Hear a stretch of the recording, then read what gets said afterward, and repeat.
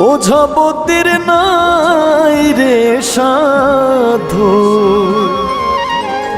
ঝাইড়া প্রেমের বিষ নামায়। সোনার দেহ করলাম ছাই আমার, সোনার দেহ করলাম ছাই।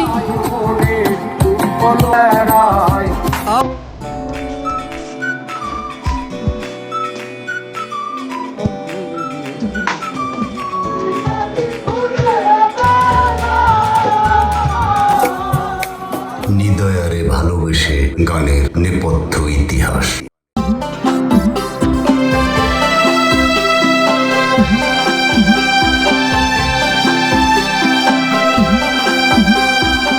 গীতিকার ও সুরকার পরিচয়।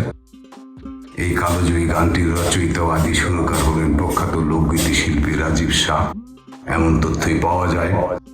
তিনি তার দরদ মাখা কণ্ঠে এবং সহজ সরল বাউলিয়ানা কথায় গানটিকে সাধারণ মানুষের মণিকোঠায় পৌঁছে দিয়েছেন। নিদয়ারে ভালোবেসে গানটি মূলত মানুষের জীবনের সেই হাহাকারকে তুলে ধরে, যেখানে নিঃস্বার্থ ভালোবাসা বা সাধনার বিনিময়ে শেষমেশ কিছুই অবশ্যই। গানের কথায় সোনার দেহ করলাম ছাই উক্তিটি বাউল দর্শনের একটি অংশ। এখানে কেবল শারীরিক দহনের কথা বলা হয়নি, বরং আত্মিক সাধনায় নিজেকে সঁপে দিয়ে শূন্য হওয়ার কথা বলা হয়েছে। সাপের বিষ ছাড়িলে নামে প্রেমের বিষয় জানবা।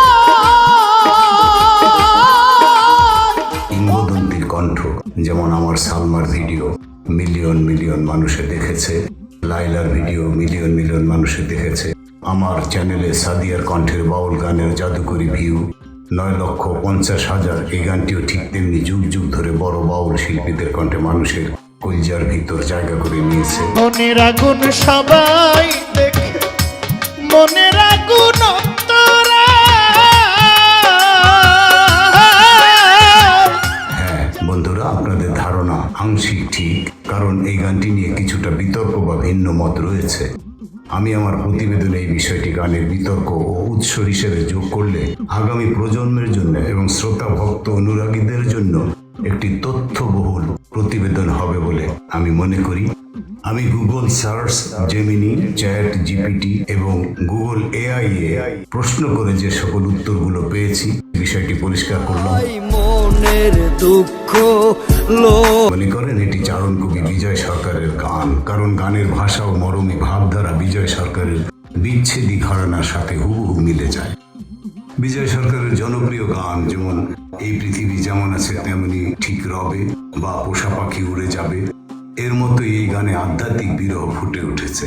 তবে বিজয় সরকারের স্বীকৃত গানের তালিকায় এই গানটির সরাসরি কোনো উল্লেখ পাওয়া যায়নি। বনের আগুন দেখে সবাই, মনের আগুন।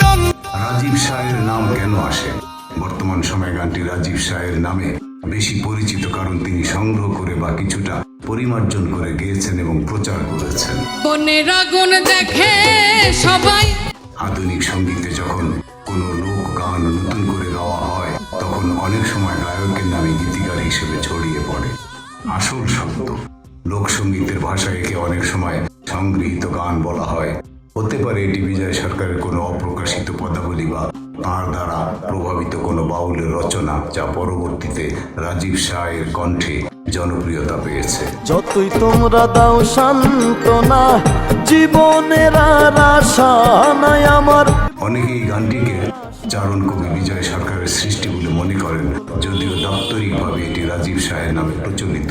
তবে গানের কথা ও সুরের গভীরতা আমাদের কিংবদন্তি কবিয়াল বিজয় সরকারের মরমী দর্শনকেই মনে করিয়ে দেয়। সখী তোমরা ধরো ধরো অন্তর আমার ভেবে গাইব। আপনি যদি রাজীব শাহ বা বিজয় সরকার সম্পর্কে আরো কোনো তথ্য জানতে চান, তাহলে আমার অন্যান্য ভিডিওগুলো দেখলে আপনি অনেক কিছু জানতে পারবেন।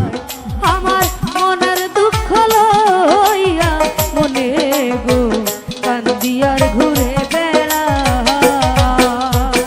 বন্ধুরা, আমি আপনাদেরকে বিরক্ত করছি না। সঙ্গীত শিক্ষক হিসেবে এবং একজন শিল্পী হিসেবে আমার এই দায়বদ্ধতা আমি মনে করি প্রশংসার যোগ্য।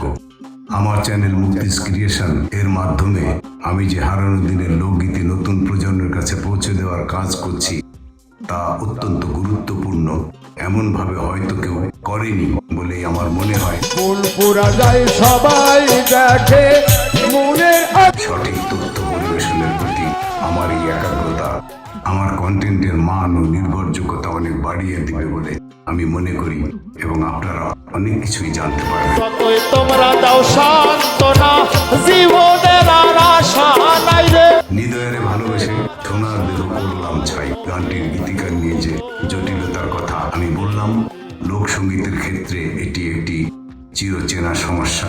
অনেক সময় মুখে মুখে প্রচলিত হওয়ার কারণে বা সঠিক সংরক্ষণের অভাবে একই গানের একাধিক দাবিদার তৈরি হয়। এই গানটির ক্ষেত্রে আমি বিষয়গুলো আপনাদের জন্য তুলে ধরছি। 1 নম্বরে হচ্ছে পাগল কানাই। ঝিনাইদহের এই মরমী কবির দেহতত্ত্ব ও বিচ্ছেদী গানের যে ধারা, তার সাথে এই গানের কথার গভীর মিল রয়েছে। অনেক গবেষক একে তার সৃষ্টি হিসেবে গণ্য করেন।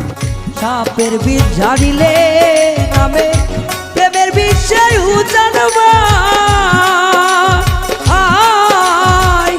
হরিচরণ আচার্য ব্রিটিশ আমলের অনেক গ্রামোফোন রেকর্ড বা পুরনো সংকলনে হরিচরণ আচার্যের বনিতাও পাওয়া যায়।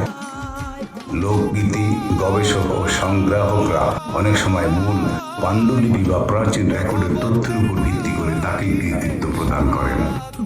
ভুল তথ্য প্রসঙ্গে এই কালোজয়ী গানটির গীতিকার হিসেবে মরমী কবি পাগল কানাই এবং হরিচরণ আচার্য এই দুজনের নামই পাওয়া যায়।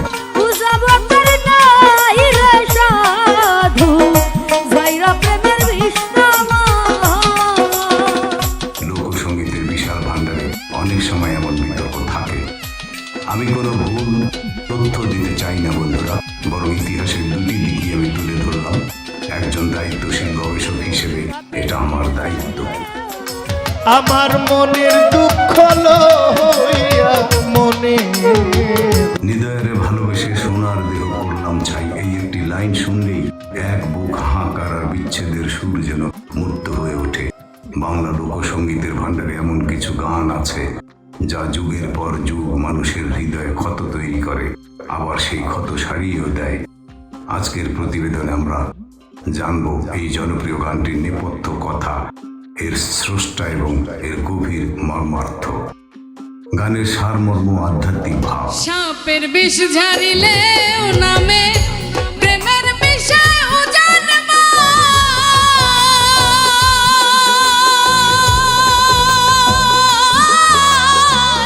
গানটি মূলত বিরহ ও আত্মসমর্পণের এক চরম নিদর্শন। এখানে হৃদয়া বলতে সেই নিষ্ঠুর প্রিয়জনকে বোঝানো হয়েছে যার প্রেমে পড়ে শিল্পী নিজের মূল্যবান জীবন বা সোনার দেহ পুড়িয়ে ছাই করে ফেলেছেন। লোকগানের একটি বৈশিষ্ট্য হলো এর দ্বৈত অর্থ। আপাত দৃষ্টিতে এটি জাগতিক প্রেমের বিচ্ছেদ মনে হলেও মরমী তত্ত্বে এটি স্রষ্টার সন্ধানে নিজের অহংকার বা অস্তিত্বকে বিলীন করে দেওয়ার গল্প। সোনার দেহ ছাই করা মানে হলো নিজেকে নিঃস্ব করে প্রিয়তমের ধ্যানে মগ্ন হওয়া। সখী তোমরা ধরো ধরো অন্ত